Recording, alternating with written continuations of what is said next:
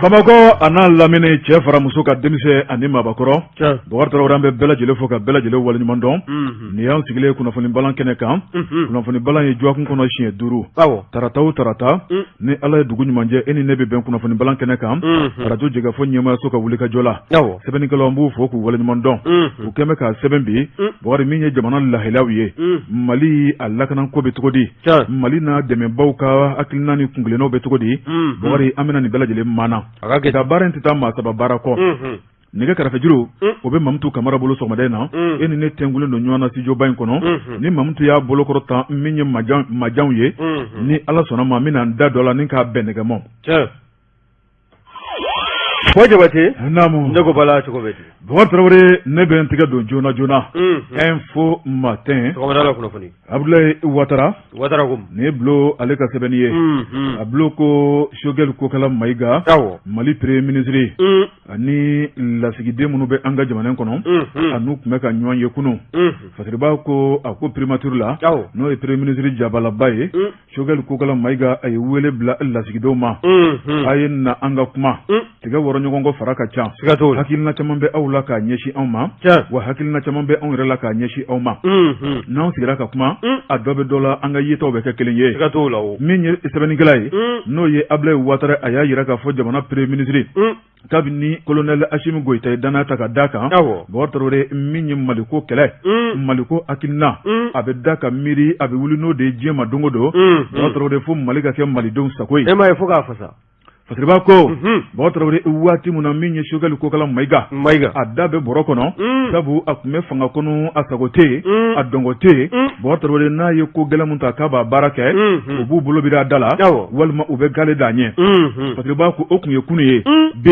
maa min ye danaya ta ka da kan o y'a lafiya maa min ye danaya ta ka da kan n'o ye colonel Assimi Goïta ye o ko k'a ka taa k'a sen mana filen ci k'o kala biɲɛ b'ale bolo Fasiriba ko a ko Choguel Kokala Maïga Bɔkari Tarawele a wasalen don min ye a bolomadalen don Bɔkari a kɔkɔrɔmalen don a y'a yira k'a fɔ a ka jamanakuntigi b'a fɛ jamanadenw b'a fɛ a ka gouvernement b'a fɛ mun ne tora bilen ni ka jamanadenw sago kɛ Bɔkari Tarawele sabu ale nakun y'o ye Fasiriba ko min ye lasigidenw weleli Bɔkari Tarawele k'a bɛ bila minɛn caman kɔnɔ sabu lasigiden dɔw bɛ olu ye an ka jamana buruja ni min maa buruja o ka jamana ɲɛmɔgɔ walima o ka jamana gouvernement Bɔkari Tarawele o ye burujali ta ka n'i ka Mali sɛgɛrɛ o kɔrɔmasuru ye mun ye a ko Mali bɛ ɲangili dɔ kɔnɔ n'o ye CEDEAO ale ka ɲangili ye ni ka datugu Mali ni a kɛrɛfɛ jamanaw ni ɲɔgɔn cɛ Mali minɛn ti bɔ wa minɛn wɛrɛ ti don Bɔkari Tarawele minɛn minnu kan ka don k'o ka dɔgɔ jamana ko la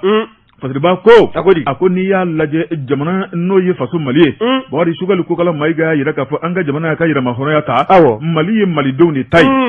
malidenw de sago b'a la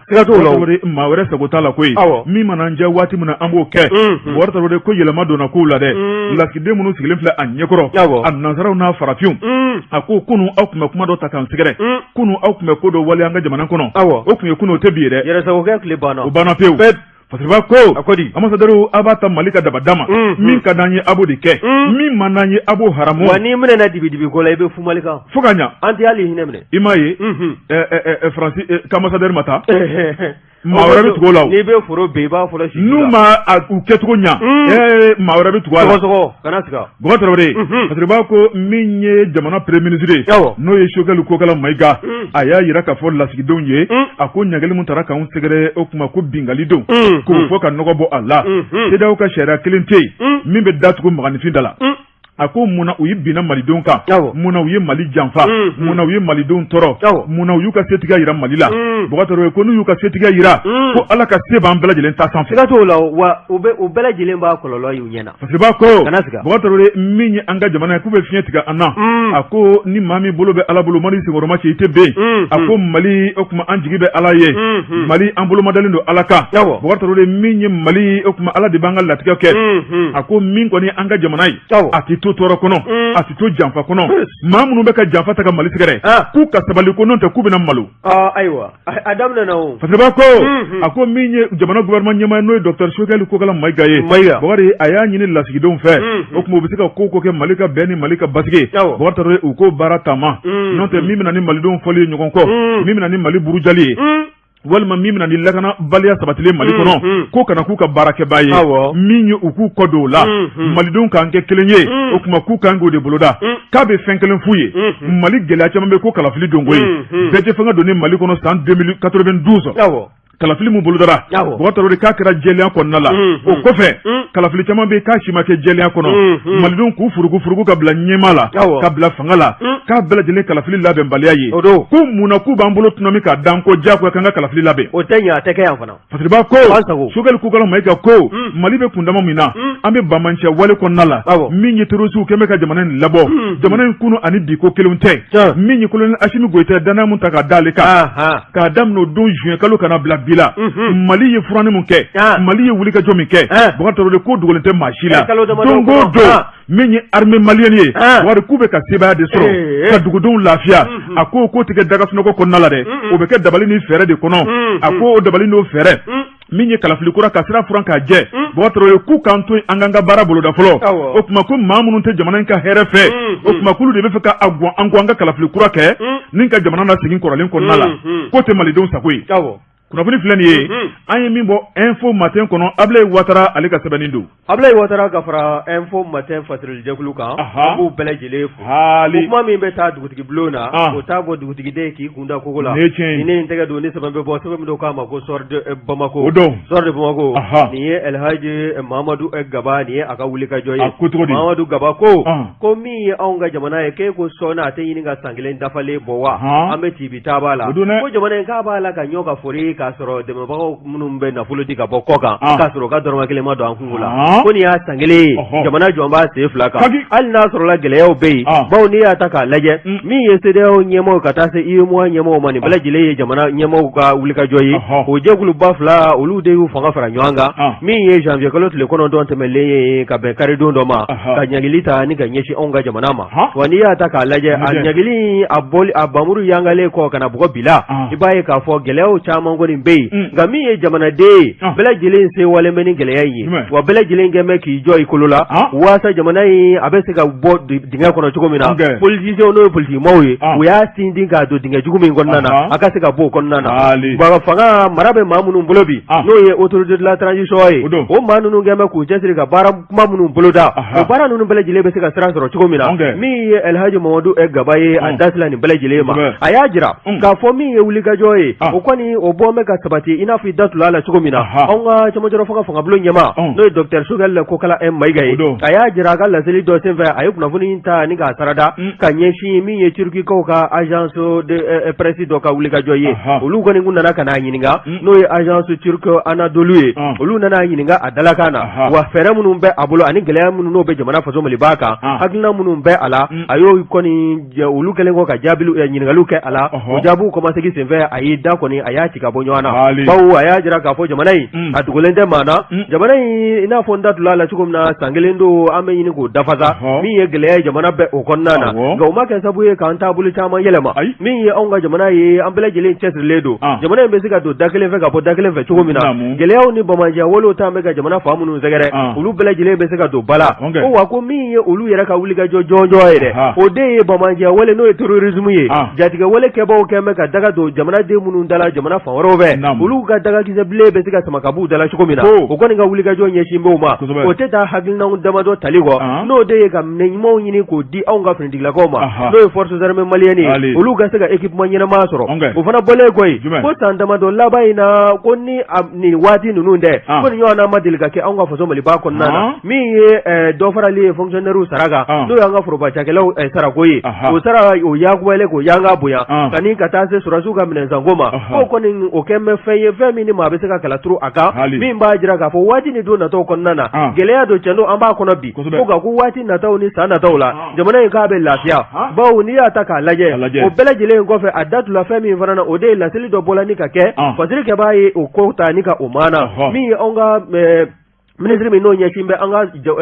nafoloko ni sɔrɔko ma n'o ye économie et finance ye min n'o ye Alusen ni Sanu ye ale ye laseli dɔ kɛ n'o ye communiqué ye k'a jira communiqué in kɔni a fasirila ni k'a bila ni bɛɛ lajɛlen bɔla a kalama ka bɛn ni février kalo tile 3 tɛmɛlen san 2022 min kɔnɔ ko y'a jira k'a fɔ jamana faso Maliba a bɛ sugubulon minnu sanfɛla la ani maa wɛrɛ minnu bɛ yen n'olu ni jamana yɛrɛ tɛgɛ di bɛ ɲɔgɔn ma sanni feere hukumu kɔnɔna na olu ka nafolo min n'o bɛ faso Maliba la o kɔni n'i y'a bɛɛ lajɛlen fara ɲɔgɔn kan k'a dagosi ka bon kosɛbɛ a bɛ t'i jɔ se fɔ wari miliyari 2 a n'a kunkan fɛ bawo n'i y'o ta k'o lajɛ o bɛɛ lajɛlen sara waatiw sera ko faso Maliba k'a ma se ka o kɔni bɔ a sira fɛ ko nka k'o t'a jira k'a fɔ ko nafolo k'o tɛ an bolo koyi nafolo b'an bolo ko nka ko min ye BCEAO ye ka taa se UEMOA ma banki minnu bɛ yen n'anw ka nafolo bɛ o jamana ninnu kɔnɔna na da de soit la an ɲɛ nin nafolo ninnu sɔrɔli siratigɛ kɔnɔna na o kɔni kɛla sabu ye ni ka bala don an ka ko caman na ko nka ko cɛsiriw kɔni ni fɛɛrɛw tigɛlen don waasa min ye jamana ye a ka se ka to a kolo la min ye waati ni don natɔw kɔnɔna ye bɛɛ lajɛlen ka se ka nimisi wasa sɔrɔ wa k'a bɛ jamanaden kelenna bɛɛ lajɛlen wele bɛɛ lajɛlen k'i fara ɲɔgɔn a bɛɛ lajɛlen ka an tɛgɛ di ɲɔgɔn ma an ka fara ɲɔgɔn kan ka don da kelen fɛ ka bɔ da kelen fɛ ka kuma kelen fɔ wa min ye camancɛla fanga ɲɛmaaw ye k'u kɔkɔrɔma don bawo min ye wulikajɔ ye maajugu minnu n'olu bɛ dibi la n'u b'a la ka dibi waliw ni k'o tigɛ dingɛjuguw tigɛ k'o bɛn an ka jamana ɲɛmaaw ɲɛ o kɔni o bɛ se ka dingɛ ninnu majɛ cogo min na ka se ka ɲɛtaa k'o ta k'o ɲɛsin jamanaden kelenna bɛɛ lajɛlen ma nka maa da garantilenw y'a jira min ye Elhaji Mamadu Gaba ka fɔ la k'a fɔ ko nin taabolo min n'o ta la CEDEAO ni UEMOA ni dɛmɛbagajɛkulu wɛrɛw fɛ ka ɲɛsin anw ka jamana ma ko yalima k'a kun tɛ waasa ni nin gɛlɛya taara ani ka gɛrɛntɛ ta ka ɲɛsin jamana ma min ye jamanadenw ye o ka futunu ka bɔ ka bolo o minɛ wa ko nka ko hakilina ye k'a tɛ ɲɛ koyi min kɔni an bɛɛ lajɛlen sigilen bɛ n'a ye n'an bɛ sa k'an ba na sa k'an ba tɛ sa an ka yɛrɛmahɔrɔnya o bɛ to an bolo wa diɲɛ waati ni don nataw kɔnɔna na an bɛɛ lajɛlen n'an kun kɔrɔta a daminɛna ka ban an b'an kun kɔrɔta jama n'a fɔra k'i ye maliden ye fɔlɔ i kun b'i kuma sulu nka bi bi in na bɛɛ lajɛlen bi n'a fɔra ko nin ye bɔra Mali kɔnɔna na bɛɛ lajɛlen b'i kun kɔrɔta wa wasalen don nin kun ye sɛbɛn min n'a y'a sama ka bɔ Soir de Bamako kɔnɔna Elhaji Mamadu Gaba a ka fasiri don Bɔkari ne bɛ n tigɛ don joona lundi fana fasiriba n'o ye Dawuda Sangare fulakɛ a ko Sumailu Bubɛ Mayiga le titre Bɔkari min ye a bɛ degunna fasiriba ko jamana premier ministre kɔrɔ don Sumailu Bubɛ Mayiga politique baara la an ka jamana in kɔnɔ jɔn de bɛ min t'a dɔn a ko a tɔgɔ ye kɔw tigɛ ni ka baw tigɛ Bɔkari a jɔyɔrɔ yera fɛn caman na min ye Ibrahim Boubacar Keita tile o y'a ta ni k'a kɛ premier ministre ye fasiriba ko ka kɔnw ɲɛ ministre so jɔyɔrɔ caman bɛ a y'o bɛɛ lajɛlen boloda fasiriba ko min ye IBK ka fanga dafirilen min kɔni ɲuguɲugu bɛ ɲagaɲaga wuli fasiriba y'a jira k'a fɔ maa caman bɛ maa minnu ni IBK jɛra ni ka baaraw boloda min ye IBK ka pankuru sanko ye ka taa bila kɛlɛkɛminɛnw sanniko la jamana nafolo k'a tara ni k'a buruja maa minnu da b'a burujali la Bɔkari sɛgɛsɛgɛli kunfɔlɔ minnu kɛra Bubɛ minɛ n'o kɔnɔna na fasiriba ko min ye Sumailu Bubɛ Mayiga ye ale kɔni minɛna Bɔkari ni ka wele a welela Bɔkari ni ka taa n'a ye k'a ko dantɛnɛna a ko n'i ye ko taabolo lajɛ Bɔkari utukalo dɔ tile 26 Bubɛ Mayiga san 2021 na u ye wele bila ma ni ka taa n'a ye kasobonba la Bɔkari ka taa ka kasokɔnɔsigi latigɛ k'a daminɛ o don Bɔkari min ye Bubɛ ye a kɛmɛ kasoladen ye fasiriba ko a ko Bubɛ kɔni a ka surunandonbaw u y'a datulu la ni ka da jaba la Bɔkari ni ka fiɲɛ bɔ dani ɲini n'o ye liberté provisoire ye min kɔni kiritigɛlaw ko kalasha fasiriba ko min ye Bubɛ ye a minɛna minɛnko min kama dɛ Bɔkari o kuma ko de bɛ sidɔn Bɔkari min ye faso wari dunko don fasiriba ko a ko Bubɛ kɔni a sigilen k'a ko dantɛnɛna ni ka san lajɛ ka dugu lajɛ ni ka tila k'a yɛrɛbakun lajɛ Bɔkari hakili jiginna ji jiginna ton na fasiriba ko kaso maɲi fasiriba ko Bɔkari min ye Bubɛ ye taayɔrɔ t'a la bolodayɔrɔ t'a bolo dugu bɛ jɛ k'a to yɔrɔ min na su bɛ ko k'a to yɔrɔ kelen na a bɛ dumuni kɛ yɔrɔ min na a bɛ sunɔgɔ yɔrɔ kelen na Bɔkari taamako kuma tɛ yen V8 ninnu bɛ min a jɛman ni finman olu bɛ so kɛ u bɛ so fanga maɲi dɛ Bɔkari fasiriba ko min ye Bubɛ ye fariganw nana wuli a fɛ Bɔkari tile 1 tile 2 Bubɛ kɔni nana timinangoya ni ka farikolo kɔni ka nin pasa Bɔkari ka sin ka bana yuguba fari fan bɛɛ lajɛlen kɔnɔ banakɔrɔ bɛɛ wulila fasiriba ko Bɔkari cɛman cɛ bolo a ko Bubɛ ka surunandonbaw u ye laɲini kɛ min y'a ka furakɛlikɛlaw olu kɔni y'a jira k'a fɔ Bubɛ bɛ kundama min na k'a ka bila ka taa furakɛ jamana kɔfɛ ko n'o tɛ farigan bɛ Bubɛ la k'a maɲi don dɔ la ka kuma dɔ f'i ye a nalen tɛ nin ye tugun n'i bɛ fanga na don min na i jɛ nin yɔrɔ f'i n'a sɔrɔla a kun ye instruction di k'a to premier ministre ya la a ye minɛ ɲɛnamaw ɲini ka bila an ka dɔgɔtɔrɔsow la a bɛ fɔ k'a ka taa jamana kɔ kan abada a tɛ furakɛ wa a bɛ furakɛ n'ale furakɛla ka ban yanni turu in bɛ s'ale ma jamanaden dɔw tɛ furakɛ wa kosɛbɛ o don dɛ ɲɛmaw aw ka sabali n'aw kɛra ɲɛmaa ye aw ka fɛn k'aw ka jamana ye o de don dɛ Baba Tarawele Dawuda Sangare ko a ko Sumaworo Bube Mayiga ka furakɛlikɛlaw ye laɲini kɛ nka min ye jamana ɲɛmaw ye ko kalasɔ min ye Bube ye k'a tɛ bɔ jamana in dafɛ dɔgɔtɔrɔso minnu b'an ka jamana in kɔnɔ k'a b'a wasa don olu la parce b'a ko a taara ni ka taa n'a ye kiliniki dɔ la min ye furakɛli kɛrɛnkɛrɛnnen ye Baba Tarawele o kuma k'a daminɛ décembre kalo tile 15 fo bi an bɛ don min na ko bi a bɛ furakɛli la Bakari bana dɛsɛ bɛ ka ban parce que b'a ko nin waati labanw na kalo tile 6 tile 3 tɛmɛnen min ye Bube ka denbaya ye Bakari olu kana bɔ ni kuma dɔ ye koyi min man di ye sabu Bube a ka denbaya o bɛ tali kɛ a muso n'a balimaw la ka taa bila denw na Bakari u y'a yira k'a fɔ k'olu wulila Bube lajɛli la min ye a bɛ kiliniki mun na kiliniki tɔgɔ ma fɔ a ko Bube bɛ maa minnu ka bolo kan kiliniki kɔnɔna la Bakari Tarawele o ye sécurité d'État maaw ye a ko sécurité d'État cɛbaw u sigilen bɛ Bube da la a b'a ka bana dilan kan u ni marifa jɔn bɛ a da la Bakari Tarawele o kuma kulu balila ka mun ye février kalo tile 3 tɛmɛnen u ko maa ti don a kan bilen k'a ni maa ti ɲɔgɔn ye a muso wo a den wo a ka médecin wo a ka avocat wo maaw ma ko ye Bube ka maa ye min ye sécurité d'État maaw ko maa si tɛ don a kan bilen o décision taara février kalo tile 3 ayiwa parce que b'a ko munna min ye o sariya tara Baba Tarawele a dɔnbaa ye fanga tigilamɔgɔw ye parce que b'a ko min ye Bube ka denbaya maaw ye u dimina u dusu kasira u kamana ganna munna olu ɲɛ tɛ da Bube kan mun de kelen bɛ yen parce que b'a ko min kɔni o yamaruya o kan ka bɔ Cour suprême na Baba Tarawele ko Bamɛni ka permis di nin waati la parce que b'a ko siga kɔni tɛ min na Bube kunkan ko k'a bɛ ka gɛlɛya ka taa fɛ Bube fari ma jo Bube bɛɛ bolo la a nɔ minɛlen bɛ waridunko la ni Bube jora crise bɛna kɛ ka bɛn ni kun jumɛn ye waati ayiwa a ko ɲininkali o to min bɛ yen kunnafoni filɛ nin ye an ye min bɔ indépendant ka Dawuda Sangare ale ka sɛbɛnni don Dawuda Sangare ka fara indépendant mɔgɔw kan an b'u bɛɛ lajɛlen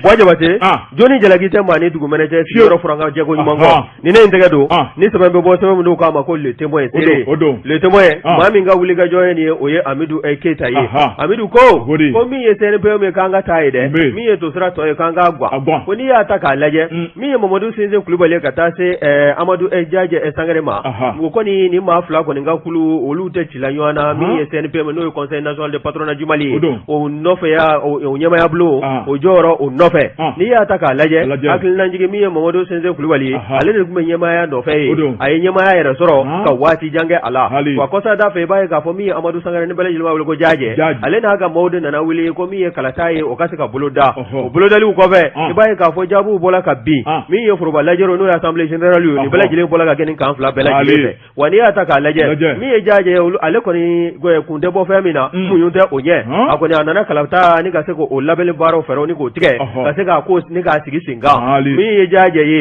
a n'a nɔfɛmaw min ye wotew ye n'o ye kalataw ye o bɛɛ lajɛlen baalen kɔ i b'a ye min ye Mamadou Sinse Kulibali o n'a nɔfɛmaw y'u fo de k'u da kɛrɛfɛ Jajɛ y'a jira k'a fɔ min ye Conseil national de patronat du Mali ye a tɛna to ɲɛmaaya da a ɲɛmaaya bulon ko fo maa de ka sɔrɔ ka bila ɲɛmaaya la waasa min y'anw ka sɔrɔ bosobaw ye n'o ye opérateur économique ye olu ka se ka baaraw o ka tɛmɛ n'u ka baara ye o baara kɔni o tora ci bi taaba la bawo n'i y'a ta k'a lajɛ min ye décision dɔ ye kɔsada in na décision dɔ kɔni bɔra Cour suprême na min kɔni ye yamaruya di kɛ k'a jira k'a fɔ Mamadou Sinse Kulibali ka jɛkulu wo min ye Amadou Sangare n'a bɛ wele ko Jajɛ ale ka jɛkulu wo k'o si lakodɔn tɛ fanga ɲɛkɔrɔ k'u bɛɛ lajɛlen k'u ka koso ni kasa fara ɲɔgɔn kan o kɔni kɛla sabu ye sa min ye Cour suprême a ka yamaruya di kɛlen kɔ ko sigida 4 n'a tribunal n'o ye procureur ye ale kɔni ye gendarme wele n'o ye gendarmerie nationale éléments ye o cɛdenw farala ɲɔgɔn kan ka bɛn février kalo tile 2 ma san 2022 u taara CNPM jabala la Amdala Sey kɔnɔna na ka se ka taa maaw maa bɛ n'o ye Amadou Jajɛ Sangare ka maaw ye u n'u ka mansiw n'u ka kosow ni kasaw k'a bɛɛ lajɛlen ni k'a bɛɛ lajɛlen salo ka n'a da dugu ma k'a fɔ ko yan wa k'a minɛ bi o donni kama n'o ye février kalo tile 2 ye fo ka taa fɔ waati min kɛla fo ka taa fɔ kalata kurakɛla u tɛ fɛ ka mansi munummunutɔla ye CNPM kɔrɔ o kɔni kɛla sabu ye min ye hali a konɛgaw ye nin bɛɛ lajɛlen falenna bawo n'i ye décision yɛrɛ ta k'a lajɛ halisa hakilinajigi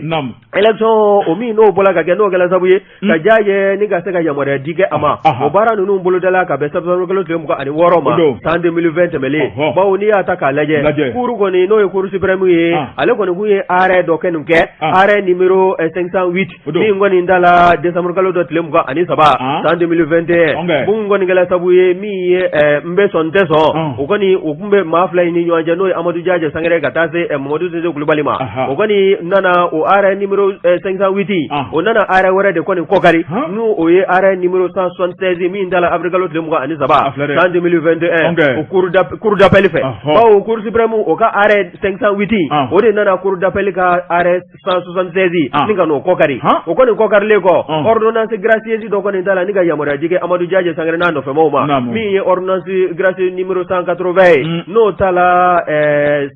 san 2020 a kalo 10 tile 9 bawo min kɔni bɛ a jira k'a fɔ min ye wulikajɔ ye Mamadu Sinse Kulubali ye demande min kɛ a n'a nɔfɛmaw k'olu kɔni ka demande ko a ma abuti wa ko suite tɛ di a la gendarme olu kɔni y'u ka baara kɛ wa min ye faduru kɛ b'a la n'o ye Amidou Eketa ye a ko k'a ye Amadou Diadje Sangare a y'o ka journaliste dɔ ni ka lafasaliba ni ka o dɔ ɲininka n'o ye maître Bajan Hak ye Bajan Hak ale kɔni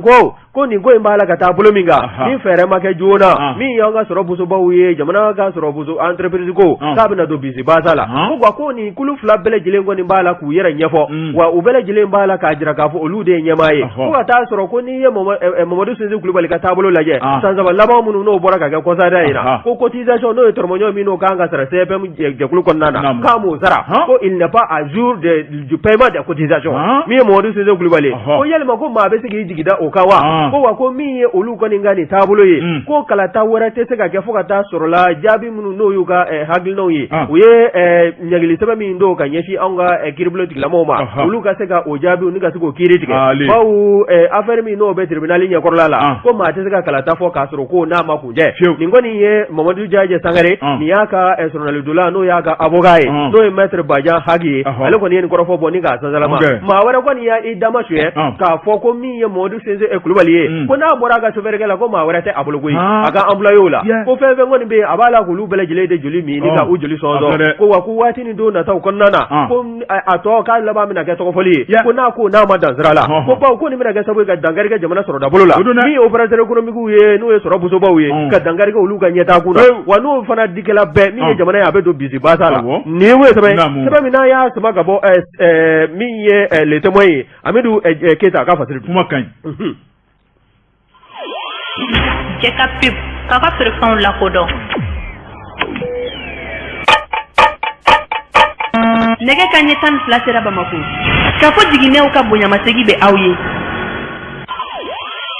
cɛ ka pep k'a ka feerefɛnw lakodɔn Namu ne ko bala cogo bɛ Bokar Traoré jona de bɛ tigɛ don ko kura l'indicateur de renouveau parce que n'o ye Adama Jabate Bokar Traoré a ko an ka taa ɲumankɛlaw fɛ Bokar Traoré ɲuman kuma tɛ fɔ ka ban jamana in kɔnɔ an ka taa sanso parce que ko a ko min ye jɛrɛjɛkulu dɔ n'o ye collectif de Baninko Sirako Bokar Traoré olu ye baara dɔ nun don a bɛ waati jan bɔ baara min nun donna u ti dɔwɛrɛ ye o y'u ka siraba ale min kun tiɲɛnen don Bokar Traoré siraba in bɛ se ka dilan ni ka kɛ sigidalamaw sago ye yaasa u bɛ se ka boli cogo min na lafiya la Fatriba ko min ye kari tɛmɛnen février kalo tile 6 u ye kɛnɛ belebeleba dɔ sigi Sanso n'o bɛ Buguni ale marabolo kɔnɔna la Bokar Traoré kɛnɛ min n'a dabɔra waleɲuman dɔn kama sabu waleɲuman dɔn an ka jamana in o y'a taabolo kɔrɔ ye Fatriba ko a ko min kɔni ye ntana ye u y'a gosi Bokar Traoré kalo 1 kalo 2 fo kalo caman maa min y'u laminɛ Bokar Traoré ko wajibi ye u nabɔ ni k'a fo sabu an ka jamana in kɔnɔ bonya bɛ bonya masegin bɛ Fatriba ko n'i ye maaw wele ni maaw y'i jaabi Bokar dɔwɛrɛ kɔni t'i bolo hakili ɲuman la o de ye ka bonya masegin kɛ Fatriba ko min ye Baninkokaw ye min kɔni ye dankɔrɔba dɔ n'o ye entreprise Yusufu Ayidara Bokar u ye foli ni waleɲuman dɔn foli ta ni k'a sɛgɛrɛ Bokar k'a jira k'a fɔ k'a n'a ka fasoden ɲumanya k'a ni ce a yɛrɛ ye Bokar Traoré yɛrɛ ci ka ko ɲuman o ni foli ka kan a bɛ se k'a ban Bokar i n'a fɔ maa caman y'i ban cogo min na Fatriba ko politique maa minnu bɛ u dagosi ka bon kosɛbɛ Bokar ko maa ma kala don ɲina ka bɛn n'a ye koyi a bara ta ni campagne waatu sera maaw de bɛ wuli dununfɔ ni balafɔ maaw de bɛ wuli yɛrɛ yira la maaw de wuli nbɛse nin na o tuma min kɔni sigilamɔgɔw yɛrɛ mago bɛ fɛn min na e bɛ so la e ma se k'o boloda politique o tuma a dabɔra campagne dɔrɔn de waati ka bon wa Fatriba ko Bokar Traoré min ta tɛ politique ko ye min ta tɛ campagne ko ye wa min yɛrɛ ta tɛ tɔgɔɲini ye min ta ye fasoden ɲumanya ye faso kanu sigidalamɔgɔw kanu Bokar Ala kɛmɛ ka dɔrɔmɛ 2 don a garisɛgɛ la min k'o tila ni maaw cɛ o y'i kun don a kɔrɔ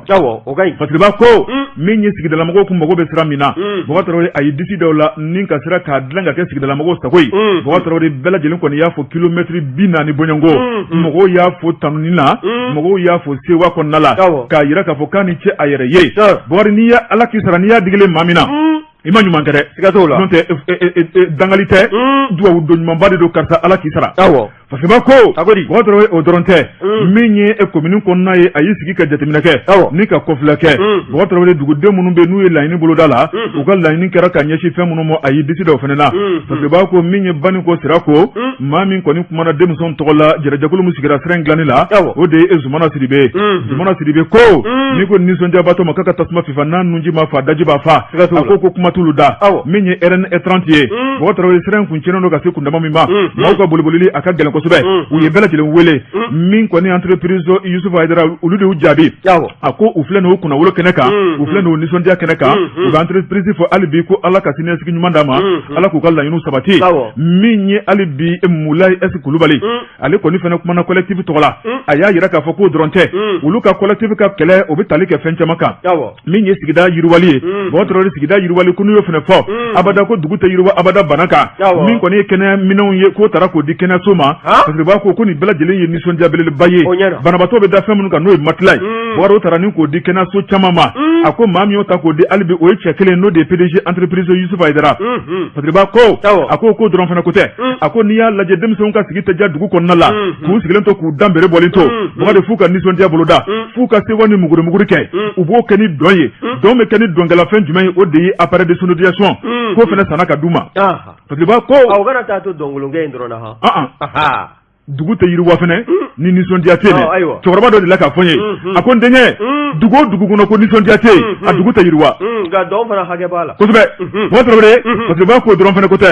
min kɔni ye ɲagabe ye ka taa bila hɛrɛ ani hɛrɛ tana nin bɛɛ lajɛlen maanifinw de bɛ bɔle n'u k'u sigi basi kɔrɔ o tuma fɛnɛ sanna k'o di denmisɛnw ma k'u k'a kɛ a kɛcogo ɲuman na parce que b'a ko Bakari n'i y'a lajɛ k'a daminɛ Ngolobugu Masigi min ye Masigi dugu kɔnɔna yɛrɛ ye Baba Tarawele mobiliba minnu bɛ tɛmɛ ni ka fɔlɔkɔ wuli ka kɛ maaw ɲɛna parce que b'a ko min kɔni ye sukoroji ye dɛ a y'o de bɔn dugu kɔnɔ bɔgɔmugu kan ne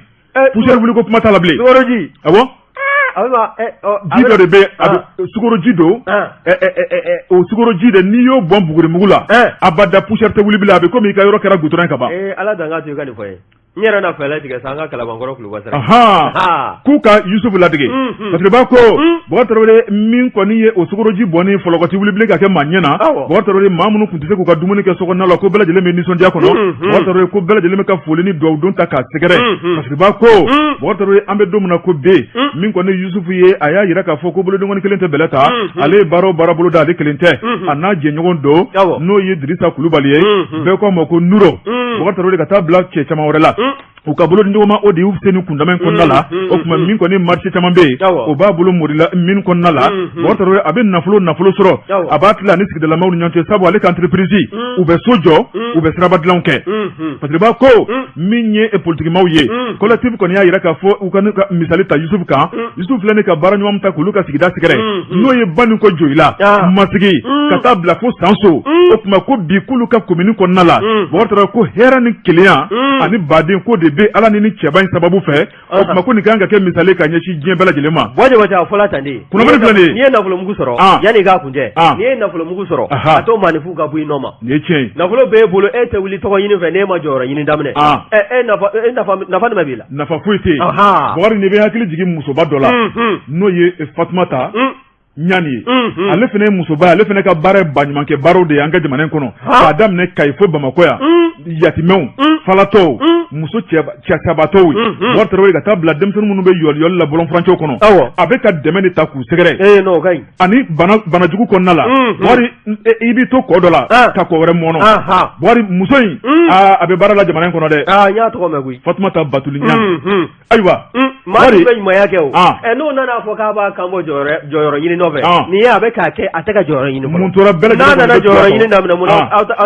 bɛɛ bɛ tugu a kɔ dɛ comment l'indicateur du renouveau an ye nin sɔrɔ a kɔnɔ Adama Jabate ale ka sɛbɛnni don Adama Jabate ka fara indicateur du renouveau ɲɛmaaya bulon kan an b'u bɛɛ lajɛlen fo hali Bois Jabate ko syndicat bɛ ka maa min banabaatɔ min ka bana furakari nka n k'a sɛbɛn tɛ maa sɔrɔ o la ni ne ye n tɛgɛ don ni sɛbɛn bɛ bɔ sɛbɛn min n'o k'a ma ko Nouvelle Horizon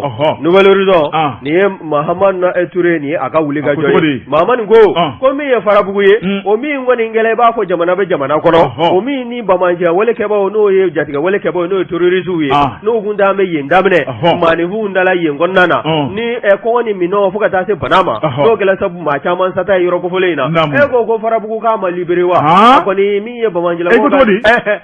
Farabugu totalement libéré ala danga nin kɛ armée nka kɛlɛ b'a fɔ ko Farabugu kɛra jamana ye dugu datugulen don dugudenw da la o yɛlɛla maa tɛ don maa tɛ bɔ armée min y'o ka force armée malienne ye o y'u jɛni yɔrɔ fin nin kɔrɔfɔ in sɔrɔla maa min da kɔnɔ fasiri kɛ b'a ka fɔ la o de ye colonel Sulemani Dambele ye ale de ye Dirpa o ɲɛmaaba ye n'i ye Sulemani ka maana ta k'a lajɛ a ko min ye wulikajɔ nɛgɛjuru kalankalanlen kɔ ka ɲɛsin a ma min ye Nouvelle Horizon fasirikɛba n'o ye Mahamani Touré o kɛlen kɔ k'a wele waasa ko ye ni k'a sɛbɛn diya a y'a jira k'a fɔ ko min ye Farabugu ye a tun bɛ gɛrɛntɛ min kɔnɔna na a tun bɛ gɛlɛya min kɔnɔna na min ni gɛrɛntɛ senfɛ ni maa caman ko n'olu nin tola ko dafɛ ala ni furakɛli baliya fo ka taa se dumuni tanya ma o kɔni ko banna bibi nka a ma fɛsɛfɛsɛli n'o nanzarakan fɔlɔ ko détail a m'o da a kan wa min ye fasiri kɛbaa ye a y'a dɔn min ye don kibaru tilamɔgɔ n'o ye journalistes ye i tɛ dan fankelen lamɛnni ma a ye fan dɔ fana wele min ye Farabugu kɔnɔna ye maire ka dangan fɔlɔ n'o ye Zumana Kulubali ye Zumana welelen kɔ Zumana ko kɔrɔfɔ min fɔlɔ ko cɛndogo ye nka ko ale kɔni bɛ fɛn min fɛ o de ye a ko in k'a ko kana sama fɔlɔ k'a ko fɔ a ka taa kunjɛ ko bawo n'i ye nisɔndiya n'a daminɛna n'i tola ka to k'i da fili a ko la e tɛ ko minnu ɲɛdɔn e t'a gundola ko ɲɛdɔn kosɛbɛ k'a bɛ kɛ sabu ye minnu b'a la ka baara kɛ ka bisibasa don u ka baara la nin kɔrɔfɔ in kɔni bɔla ka bin min ye kari tɛmɛlen ye n'o bɛnna feerekalo tile 6 ma san 2022 wa n'i y'a ta k'a lajɛ min ye anw ka finitigilakaw ye o dolen kɔ Farabugu kɔnɔna na o kɔni i y'a dɔn fɔlɔ an tun bɛ min dɔn o de y'a ko gɛlɛyalen pankuru de tun bɛ pan dɔrɔn ka na dumuni fili ka jigin dugu kɔnɔ o dabila la min ye harankɔri ye n'o ye Magoya ye Sorasiw la n bɛɛ lajɛlen de kɔni taara sira fɛ fo Farabugu kɔnɔna na Farabugu min ye o taala o tɛgɛnɛnkolo Matago ye min ye Tɔni Bahu ye o kɔni taara n'o ye Sumana dumunifɛn na ka t'o di dugudenw ma wa cɛkɔrɔba dɔw bɛ olu kɔni bɛ dugawu kɔni na badabada u y'a jira k'a fɔ ko min ye colonel Asimu Goyita ye k'Ala k'a ka fanga jiidi min ye docteur Sogɛl Kokala Mayiga ye a n'a ka ministres k'u bɛ dugawu k'u bɛɛ lajɛlen ye wa jɛɲɔgɔnjugu minnu ni fɛɛrɛjugu tigɛbaa minnu bɛ jamana kɔ kan k'a ka jɛ u ka ciden minnu b'an ka jamana kɔnɔna na k'Ala ka bonɛ y'u bɛɛ lajɛlen kunna min ye wulikajɔ ye nisɔndiya o kɔni o tun bɛ Farabugu kɔnɔna na wa min ye anw ka finitigilakaw ye o kɔni u bɛ wulikajɔ la wa min ye Dirpa ɲɛmaa ye n'o ye colonel Sulemani Dambele ye ale kɔni y'a jira k'a fɔ bi min o bɛ bɛn tarata ma ni san 2022 in kɔnɔna na u kɔni sisadani na ani don kibaru tilamɔgɔw kɔni bɛ kari ɲɔgɔn na min ye laadalako ye kunnafoni minnu ani opération minnu bɛ kɛ terrain kan o jaabiw bɔ ni ka di don kibaru tilamɔgɔw ma o waatiw bɛɛ senna k'an n'i da don a la Farabugu yɛrɛ a minɛna cogo min na ani wulikajɔ minnu kɛla anw ka finitigilakaw fɛ k'i da don la ni k'a bɛɛ lajɛlen walawala waati ni don nataw kɔnɔna na ko o fana n'a kɛ fasiri ye Mahamani Touré ka fɔ la ka se k'o da jamanaden bɛɛ lajɛlen tulo kan ko ka ko Farabugu k'a fɔ ko gɛrɛntɛ b'u dala bibi in na ko bɛɛ lajɛlen banna pewu min ye paysanw ye n'o y'an ka cikɛlaw ye olu minnu jigi b'u ka foro kan kɛrɛnkɛrɛnnenya min ye maloforow ye o min n'o kun tigɛn bɛ u la Bamanjilakaw fɛ n'o ye jatigɛ walekɛbaw n'o ye terroristes ye k'a fɔ ko maanifinw ka forow kɔni bɛ u ka sagoyaw la bibi in na o bɛ don ka bɔ cogo min ka di u ye wa min ye maa tɛ yen ko maa bɛ gɛrɛntɛ sigi u da la min kɔni ye Farabugu ye maa bɛ se k'a fɔ o min kɔni kun t'an bɛ ka kɛ jamana yɛrɛ jugulamaw olu ka sɔnnikɔrɔfɛn ye n'o b'a la k'anw ka finitigilakaw tigɛlima n'a ye k'a kɔrɔfɔ k'a banna bi ka bi feerekalo tile 6 san 2022 min ye Farabugu ye Farabugu ka denw kɔni bɛ taa ni ka segi la hakilisigi ni basigi kɔ wa ko armée donna ye wa u ma bɔ fana nin kun ye sɛbɛn min n'a y'a sama ka bɔ Nouvelle Horizon kɔnɔna na Mahamani Touré a ka fasiri don armée n'o janjo bɛ f'u ye o armée nin Bamanjɛ wale nin bɛ ban sa a bɛ ban nganaw ngana minɛ nganaw a ta y'a ka ko ye siga t'o la an b'a kɔ o tuma Mamutu an bɛ dɛgɛ min o bɛ bɛn Bois Jabate naamu n taara n nana dantigɛliba t'o la hali ko bala cogo bɛ Njo Bogari ne bɛ n tɛgɛ don joona soir de Bamako Yusuf Konate ni ye ale ka sɛbɛnni ye Yusuf ko a ko an ka finitigilakaw kɛrɛnkɛrɛnnenya la min ye ba polisiw ye Bubakari Tarawele k'u ye wulikajɔba dɔ kɛ ko sira jara Fatriba ko a ko lakanabaliya bandiya Bubakari min ye kolankolon ye ka taa bila tiɲɛni jugu la maa minnu ka baaraw ye an ka sigida kɔnɔna la Bubakari ni ka wulikajɔ kɛ kulu fiyɛfɛ kulu ɲini kulu dɔn ni kulu salo kulu bɔ jama cɛ la Bubakari Tarawele tiɲɛni ka se ka dɔgɔya Fatriba ko min ye polisiw ka ɲɛmaya soba ale de ye nin ŋaniya siri sen kan Bubakari min ye sibiri tɛmɛnen février kalo tile 5 wulikajɔ belebeleba o kɛra min ye polisiw ye Bubakari Tarawele ka jateminɛ kɛ yɔrɔ damadɔ bɛ yen k'o lajɛ ni ka mɔmɔli ta kulu sɛgɛrɛ i n'a fɔ Laginɛ place Jikɔrɔni Para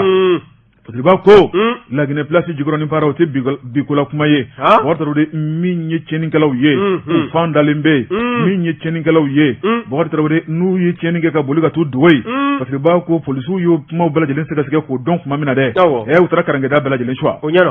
u cunen kɛnɛ kan Bubakari Tarawele min kɔni ye mɔmɔli ye min ye tiɲɛnikɛla min ko k'a bɛ boli u b'o siri k'o da maa 100 ani maa 17 u ye tɛgɛ ta ka da olu kan Bubakari Tarawele maa 100 ni maa 17 muso 6 b'o la olu kɔni ye cogo i b'a dɔn k'a fɔ ninnu ye tiɲɛnikɛlaw ye parce que b'a ko o dɔrɔn tɛ min ye moto 22 ye u y'o salo ka bɔ yen o fana kɔfɛ Bubakari min ye carton 80 ani carton 2 ye u y'o fana salo min ye furakisɛw ye ka taa bila ɲɛnaminimafɛnw na Bubakari Tarawele o de bɛ o carton 82 kɔnɔ o dɔrɔn fana tɛ min ye manaforoko belebeleba dɔ bɛ n'o ye manaforoko belebeleba dɔ ye Bubakari Tarawele binjugu kungo kɔnɔ n'o ye chambre indien juin I bɛna bila kuma de la sa kuma dɛ i bila kuma na kuma ɲɛnaminifɛn sisi ma kuma ayiwa kuma wɛrɛ fɔ an ka taa Bubakari Tarawele parce que b'a ko ɲɛnaminimafɛn kɔfɛ Bubakari min kɔni ye boisson dɔ ye u y'olu fana salo ka b'u bolo Bubakari ni ka taa n'u ye o tuma ko in a kun cɛra sufɛ nɛgɛ kaɲɛ 22 waati k'a sɔrɔ a ma kɛ ni kɛlɛ a ma kɛ ni wɔyɔ ye u taara min kama o ɲɛnabɔra Fatriba ko min ye o nɔgɔni n'o wulikajɔ kelen ye premier arrondissement ka taa bila deuxième arrondissement na Bubakari Tarawele olu fana ye u tigɛ di ɲɔgɔn ma hali bi police direction ka laɲini kɔnɔna la min ka wulikajɔ kɛ Bubakari wulikajɔ u y'o bolo da araba tɛmɛnen ni ka ɲɛsin Bamakɔ suguba ka taa bila min kɔni ye marche rose ye Arayida ka taa bila assemblée n'a fiyɛfiyɛ kɔnɔnaw la Bubakari ni ka taa bila banki daw ni ka taa bila pharmacie daw la Wolofabugu suguni Jafarina sugu Amidalayi n'a lamini centre islamique Bubakari Tarawele u y'olu fana larawuli k'a lajɛ maa minnu bɛ yen n'o ye bandiw ye maa minnu b'u yɛrɛ kɛ fatɔ ye Bubakari ni ka t'u da tile fɛ su fɛ u bɛ wuli ka don maaw kan u ye nin bɛɛ lajɛlen salo parce que b'a ko nin wulikajɔ min kɛra polisiw fɛ Bubakari Tarawele ko nafa belebeleba o yera polisiw u sisalama jɔnwalo ka baara ka ɲi dɛ n'o tɛ o waati dɔ la ma kun kɛ mɛ mɔgɔw kun tigɛ b'u la i m'a ye polisi DGA directeur général adjoint Cheikh Magasuba Jaki min tun bɛ CSR la n'a bɔra CSR la ka taa 12e arrondissement na ka bɔ 12e na ka taa kɛ DR ye Sikaso a bɔra DR la Sikaso ka na kɛ DGA ye Bamakɔ yan a nalen ko bɛ ka lamaga dɛ a ba ko ninnu ɲɛdɔn ko bɛ ka lamaga de nangaraba kule ninnu a bɛ minɛ tɛgɛ bɛ da nin bɛɛ ne y'i ban sɛbɛn ma fo tiɲɛni an ka jamana in kɔnɔ i dan ye tile fila ye Sika kɔni t'o la sabu an jigi y'an ka finitigilakaw ye u bɛ baara mun na an ka jamana in kɔnɔ wari o kuma min ye polisiw ye u k'o kulu kɔlɔsi ko la dɛ o kuma bɛɛ de bɛ k'i seko kɛ ko dugudenw yɛrɛ k'a dɔn k'a fɔ ko an bɛɛ ye polisi ye an bɛɛ ye lakanaba ye an ka tiɲɛnikɛla yira o de bɛ fɔ kuma bɛɛ n'i ban ka tiɲɛnikɛla yira n'a kɛra kɔlɔlɔ ye don min na a tɛ dan i kelen mɔ dɛ bɛɛ b'i ta sɔrɔ a kɔnɔ kunnafoni filɛ nin ye an ye min bɔ Soir de Bamako kɔnɔ Yusuf Konate ale ka sɛbɛnni Yusuf Konate ka fara Soir de Bamako maaw kan k'u bɛɛ lajɛlen fo ne ye Soir de Bamako bila ne b'a ta maa min ka fasiri ye nin ye o ye Umaru Ngoyiba ye baro ko min ye wulikajɔ ye e ko k'o tɛ sɛnɛ wa min ye Faransi lasigiden kɔrɔ dɔ ye n'o ye Nicolas Norma ye e ko a mi dama suɲɛ ka nin kɔrɔfɔ bɔ ka bin wa a ko min ye anw ka jamana politique tɔn giriman fila ye min ye Adema PSJ ye ka taa se RPM ma n'o ye Alama Hinɛna Laji Jibril Boubacar Keita ka parti min kɔni n'a ye maa fila ta u tɔgɔ ma ni parti fila kɔnɔna na a fɔlɔ o ye Adema PSJ ye Mamadu a fɔ Marimaja Jara n'u o bɛ Adema PSJ ɲɛmaaya la ka taa se RPM fana ma Kamate min bɛ yen n'o ye Magasuba ye Mamadu fo Jarasuba Mamadu Jarasuba RPM to ala ni ma fila kɔni a datula ninnu to ala k'a jira k'a fɔ ni politique tɔn belebele fila e k'o tɛ ɲɔgɔn ye la wa min ye candidat ka bɛnko la min ye candidat commun ye ka se ka o danaya ta ni ka ɲɛsin colonel Assimi Goïta ma wa min ye Nicolas Norma ye a kɔni a y'i da tu nin kuma na a bɛ waati jan bɔ nka ka se k'a ko ni k'a dangɛnɛmaya wasa da ni dɔgɔkun laban ninnu na a da kɔni b'a la ka taa ni ka sigi kɔrɔfɔ ninnu nɔfɛ a kɔni a bɛna kɛ waati fana kɔnɔna na waati min ni kɔni wele kɔni bila la k'a fɔ maanifinw ka ɲɔgɔn sɔrɔ conseil national de transition o ɲɛmaya bulon kɔnɔna na waasa min ye hakili jagabɔ ye n'o bɛ concertation dɔ kofɔ ka ɲɛsin charte de la transition ma a min ye kalata sɛbɛn kalata sariya bolo ye n'o ye loi électorale ye o fana o bɛɛ lajɛlen ka se ka fɛnsɛ CND ɲɛmaya bulon fɛ wa n'i ye kɔrɔfɔ in lajɛ min ye Nicolas Norma ye a y'a jira k'a fɔ a bɛ waati jan bɔ ani min ye bɛnkanw ye o kɔni b'a la ka tɛmɛ nin tɔn fila ni ɲɔgɔn cɛ min ye ADEMA PSJ ni RPM ɲɛmaya bulon ye waasa min ye colonel Assimi Goïta ye u ka se ka danaya da a kan n'a ma ɲɛ k'a fɔ transition n'o banna k'a fɔ min ye kalata ye min ye jamanakuntigiya ɲinili kalatɔ n'o fɛrɛ dayɛlɛla min ye colonel Assimi Goïta ye a ka se ka kɛ u ka cɛbɔ ye kɔrɔfɔ in kɔni maa kɔni bɛ se k'a fɔ a kɔrɔfɔ maa tɛ se ka kalatura a kan kosɛbɛ bawo min ye colonel Assimi Goïta ye kɔrɔfɔ in b'a la k'a fɔ a bɛ waati jan bɔ a yɛrɛ tɛ ka kaladu in ɲina ka bɛn ni a ye wa a ma i dama suɲɛ k'a fɔ fana k'a fɔ k'a na kɛ candidat fana ye min kɔni ye nin ko ninnu ye Nicolas Norma ale min ye Faransi lasigiden kɔrɔ ye ale kɔni b'a la ka nin kɔrɔfɔ ninnu sansalama ko bɛnkanw kɔni b'a la ka tɛmɛ ni ɲɔgɔn cɛ e ko sɔɔni a tɛ mɛn jɛkulu belebele bɛna sigi sen kan n'o bɛ synergie des partis politiques ani société civile olu bɛ se ka fara ɲɔgɔn kan tɔnba min kɔnɔna na ani politique tɔn wɛrɛ minnu bɛ yen n'u tɔn in hakilina bɛna diya u ye u ka se ka fara ɲɔgɔn kan ka se k'a ko ni ka se k'a kolo giriya min ye maa fila in ye da kɔni bɛ u tɔ la min ye Jarasuba ye ka taa se Mariamaja Jara ma n kɔni ko b'a la ka fɛlɛ ni dabali bɛɛ lajɛlen tigɛ min ye colonel Assimi Goïta ye hali n'a sɔrɔla a ma kuma a ka se ka kɛ u ka candidat ye kalata ni o ko daminɛna a ka se ka kɛ u ka candidat ye ni tɔn belebele fila tɔra ka fara politique tɔn wɛrɛ minnu bɛ yen n'olu bɛna danaya da u kan ka fara u kan ka u ka synergie ni ka se k'a kolo giriya min ye Fadiri Kɛba ye n'o ye Umaru Ongoiba ye Umaru ko min ye waati ni don nataw kɔnɔna ye hali n'a sɔrɔla colonel Assimi Goïta a ma se ka nin ko ye ni ka se ka maanifinw u fara ka bɔ ɲɔgɔn na min ye waati ni don nataw ye ani waati tɛmɛnlenw na min ye Isa Kawujimi ye k'ale kun y'i da tu a la bon waati min na a bɛ ɲɛma danga naaniya la CNT kɔnɔ a y'a jira k'a fɔ min ye Assimi Goïta ye ko ni transition banna ka danaya bɛ da a kan a ka i kan labɔ jamanakuntigiya nɔfɛ wa ko a danaya mana da kan ko maaw bɛ da la fana ko k'a ta k'a kɛ jamanakuntigi ye o kɔni ye nin kɔrɔfɔ bɔ ka tɛmɛ waati tɛmɛnlenw na ko yalima o kɔrɔfɔ in k'a bɛ na to senna ka se ka sugoga ye ni k'a dangɛnɛmaya wa ɲininkali bɔ bɛ ka kɛ nin wele sɛbɛn min n'a y'a sama ka bɔ Sorte Bamako kɔnɔna na Umaru Ongoiba a ka fasiri don Umaru Ongoiba baro kolontigi Bakari an b'a fɔ ale min ka kunnafoni bɛ an ka bi kuma kuncɛ Bakari ka sɛbɛnnikɛlaw bɛɛ fo fasiri kɛbaw sabu n'i y'a mɛn an b'an sigi k'an kan sana yɛlɛ Bakari dɔw de bɛ magan kɛ anw ta ye k'an da don a la ni k'a lakale nka olu ani an bɛɛ lajɛlen bɛ kurun kelen kɔnɔ Bakari an bɛ bi ta bila yan yanni an bɛ wuli waleɲuman dɔ foli an b'o to k'o ta waati ni waati o bɛ baara diya an bɛ bi ta bila ni Ala kɛra sɔnna ma sini araba an bɛ se kɛnɛ kan tuguni min ma sɔrɔ kunnafoni ko la an b'o da bɛɛ lajɛlen tulo kan Mamutu Kamara ale bolo bɛ nɛgɛ kɛrɛfɛ juru la e ni ne k'e bi kunnafoni lasebaa ye Burapele n'a ka jama bɛ n'o sigi sisan farikolo ɲɛnɛ kɛnɛ kɔnɔna la an b'a fɔ sa k'an bɛn diɲɛ waati wɛrɛ wa salam